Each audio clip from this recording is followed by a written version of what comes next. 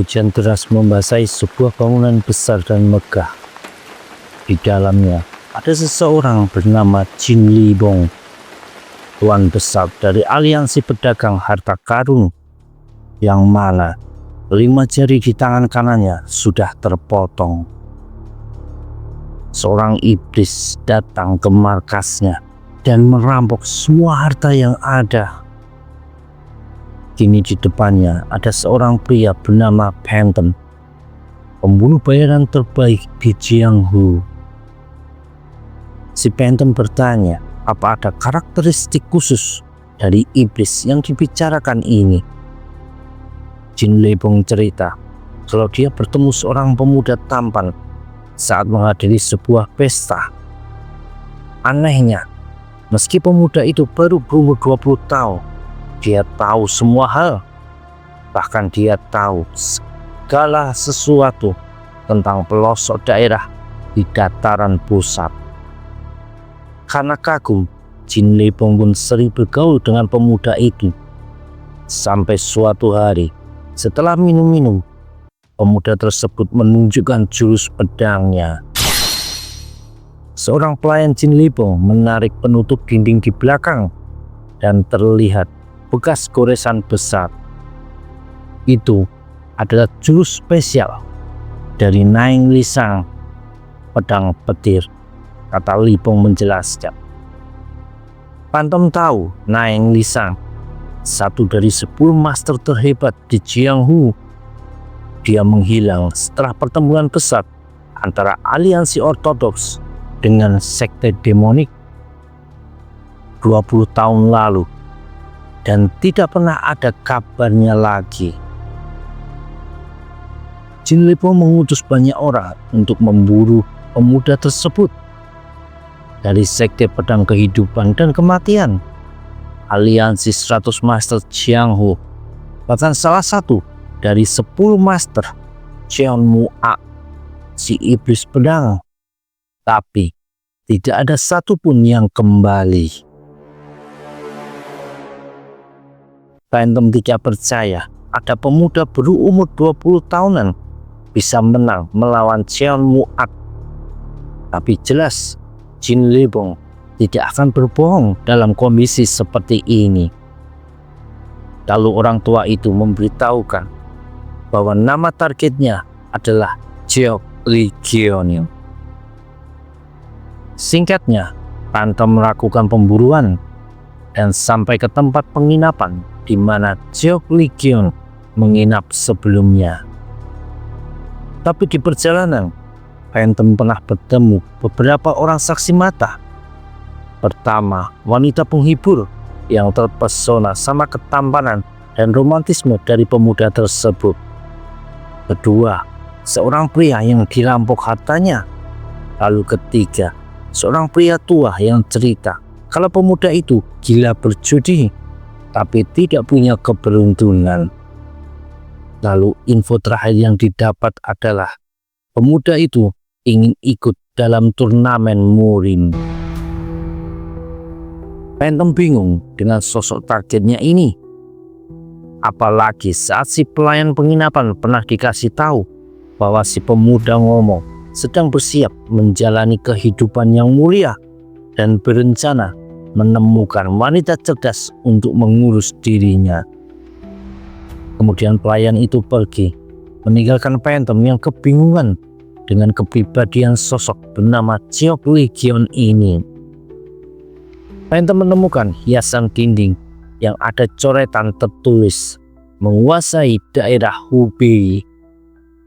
Phantom sadar itu tempat di mana 2 turnamen murim akan diadakan tahun ini. Tiba-tiba ada suara dari belakang mengagetkan Phantom. Tak berapa lama kemudian, Phantom sudah berdiri tak berdaya dengan sebuah celurit menancap di bahu kanannya. Di depan ada 3 orang sepuh sedang menikmati teh sambil mengawasi Phantom. Salah satu sesepuh yang adalah seorang nenek-nenek menawari Phantom secangkir teh. Lalu pembunuh bayaran itu merasakan tekanan energi yang luar biasa. senjata arit kembar. Dia tahu siapa sosok nenek ini. Salah satu master dari sekte Heavenly Demon yang dulu dikenal dengan julukan The Supreme Demon Empress, si pedang iblis kembar yang Huayong. Lalu seorang kakek dengan logo naga di sarung pedangnya. Phantom yakin orang ini adalah Naeng Lisang, si pedang petir. Dan orang terakhir yang belum begitu tua, berbadan besar dengan ekspresi dan aura mengancam, Cheong Mua, si pedang iblis. Phantom bertanya kenapa mereka tidak membunuhnya. Si nenek Demon Empress bilang kalau mereka berjanji pada seseorang untuk tidak membunuh tanpa izin orang tersebut. Lagi pula, pusat energi Qi milik Phantom sudah dihancurkan dan satu tendon kakinya juga sudah dipotong. Si nenek itu juga tahu kalau pemburu seperti Phantom menyimpan racun di balik giginya. Dengan kata lain, kalau mau dia bisa bunuh diri saja. Phantom tahu dia cuma akan dibiarkan menderita sampai mati. Jadi akhirnya dia memutuskan memakai racun yang dia simpan itu. Tapi sebelum nafasnya putus, Phantom berkata kalau dia iri sama Jeok Legion karena dijaga sama 3 master seperti mereka.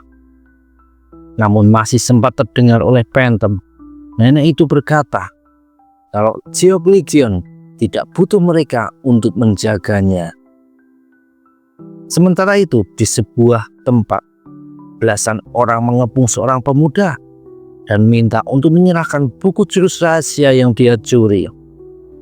Tapi belum selesai si leader ngomong, tubuhnya sudah dipukul sampai terlempar jauh ke belakang. Dan pembantaian pun terjadi dalam sekejap saja. Perang besar antara sekte Demon dengan sekte Orthodox. Banyak korban berjatuhan di perang yang berlangsung selama 13 tahun itu. Kengerian meliputi Murim selama bertahun-tahun. Sampai satu hari, tiba-tiba perang itu berhenti.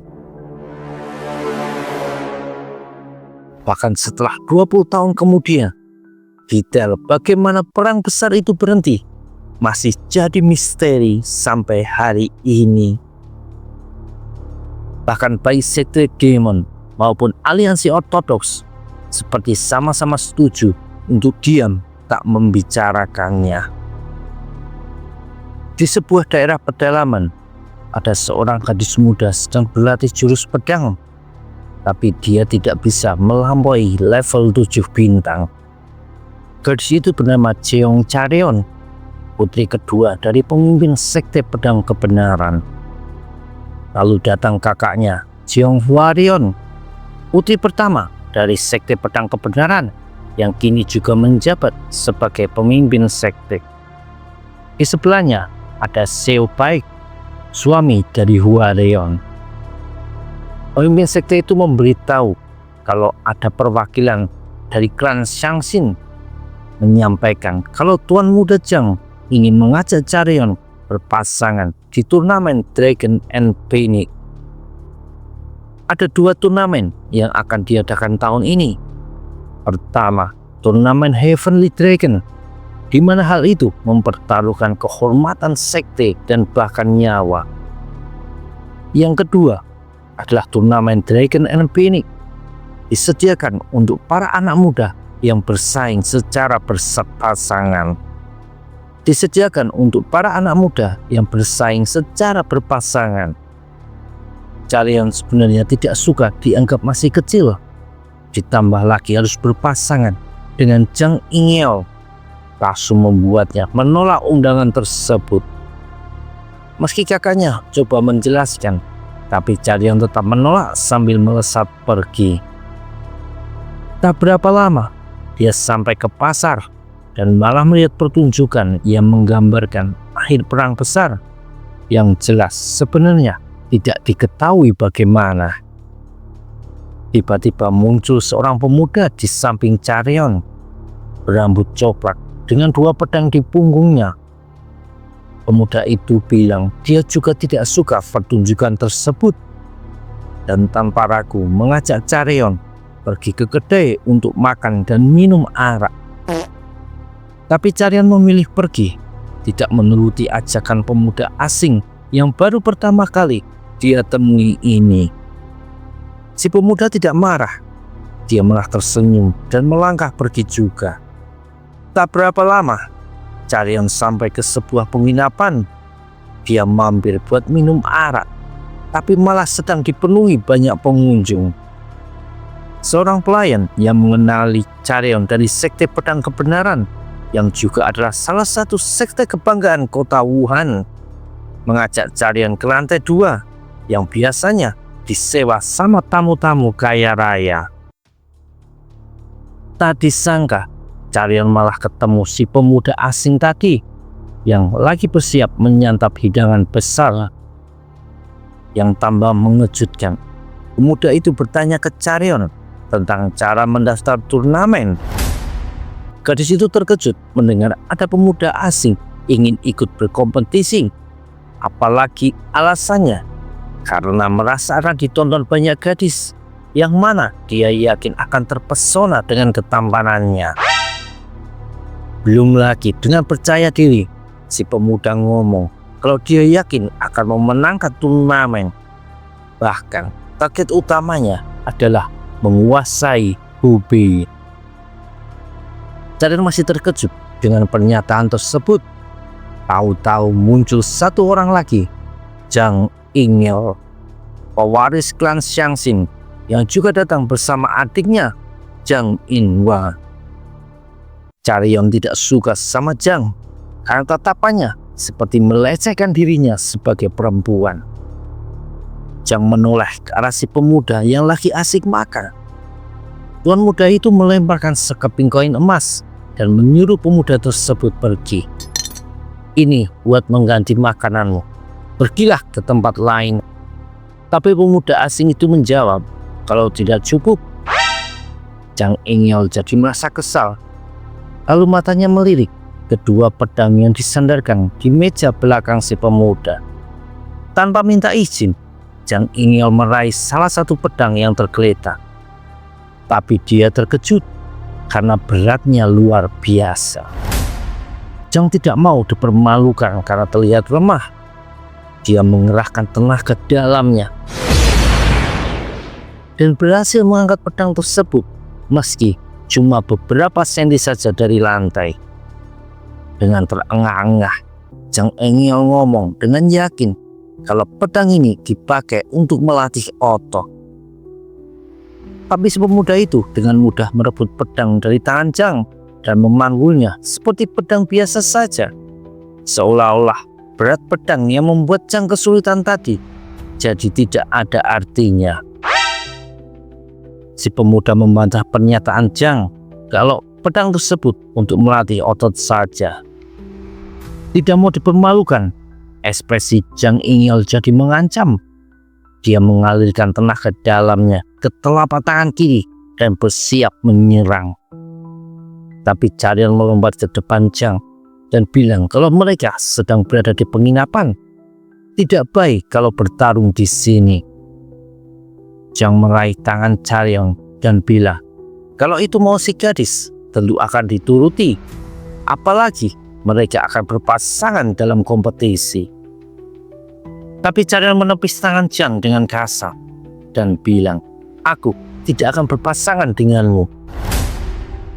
Karena sebenarnya Carrion tidak suka cara Zhang menggunakan pengaruh keluarganya untuk memaksakan keinginan.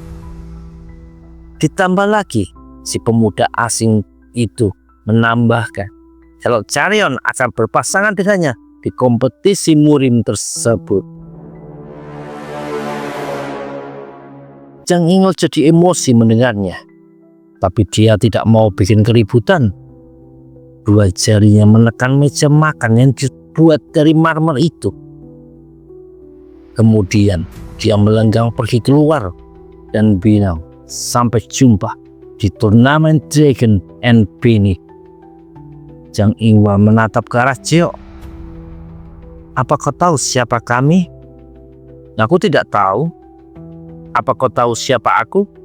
Jawab Jiok santai. Zhang Yinwei tersenyum dan pamit pergi.